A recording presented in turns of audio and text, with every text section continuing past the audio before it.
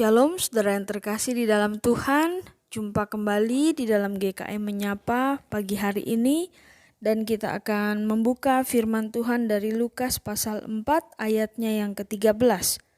Sesudah iblis mengakhiri semua pencobaan itu, ia mundur daripadanya dan menunggu waktu yang baik.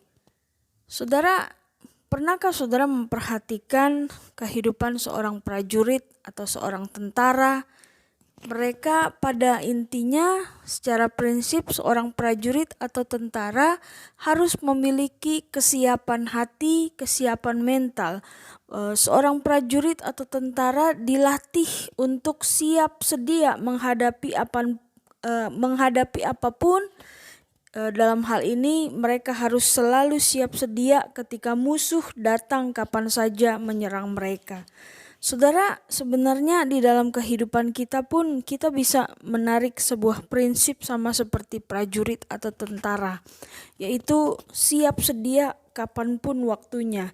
Saudara, kita tahu kisah pencobaan di padang gurun, yaitu kisah ketika iblis mencobai Yesus di padang gurun. Iblis mencobai Yesus sebanyak 3 kali, tapi kita tahu bahwa iblis tidak berhasil untuk mencobai Yesus. Akan tetapi saudara, ada hal yang menarik bahwa dikatakan sesudah iblis mengakhiri semua pencobaan itu, ia mundur daripadanya. Iblis itu mundur dari Yesus dan menunggu waktu yang baik.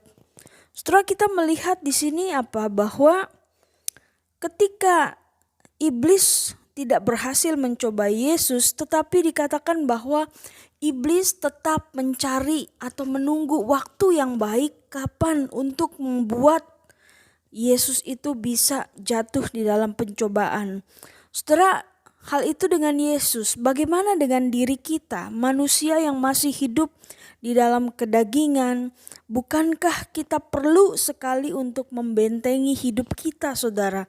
Seringkali ada begitu banyak pencobaan yang datang dalam hidup kita, tanpa sadar iblis menggoda kita sehingga kita bisa jatuh di dalam berbagai-bagai pencobaan.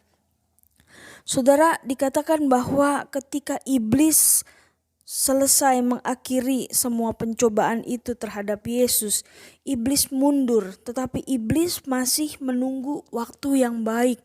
Saudara, hal penting yang bisa kita pelajari di sini bahwa betapa pentingnya untuk kita bisa hidup menjaga diri kita dari godaan-godaan dunia yang ada, dari lingkungan-lingkungan sekitar kita yang tidak baik, dari hal-hal yang bisa membuat kita jatuh dalam berbagai-bagai dosa dan pencobaan. Bukankah perlu sekali untuk kita membentengi diri kita dari hal itu semua, saudara? Karena sampai kapanpun iblis tidak akan pernah berhenti untuk membuat kita jatuh di dalam dosa atau pencobaan.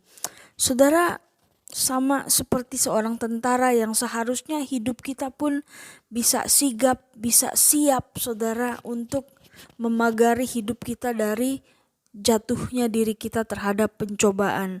Bagaimana caranya, saudara, agar kita bisa memagari hidup kita agar tidak jatuh di dalam berbagai-bagai pencobaan, yaitu menjaga selalu relasi kita dengan Tuhan. Berapa banyak waktu di dalam hidup kita, saudara? Apakah kita memiliki waktu untuk selalu datang kepada Tuhan, meminta kekuatan kepada Tuhan, agar kita bisa menjalani satu hari di dalam kehidupan kita itu dengan maksimal, dengan baik, bahkan dengan memuliakan Tuhan dan menjadi berkat bagi sesama?